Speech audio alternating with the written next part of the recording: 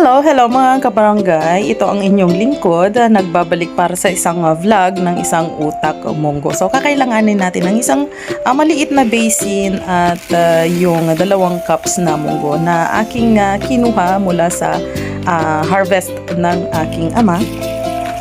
At syempre, hugasan muna natin yung munggo at ibabad ng saglit upang lumitaw yung mga butil na walang ambag sa buhay bago natin siya ikalat dito sa hinandang malinis na tela.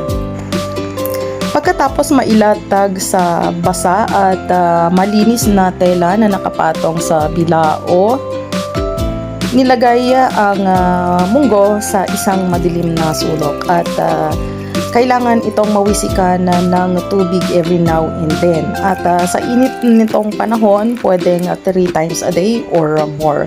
At ito na ang kanyang itsura pagkatapos ng 3 hanggang 4 na araw. At hindi ko na siya pinaabot ng 1 linggo, baka kasi mamunga na sila. Together!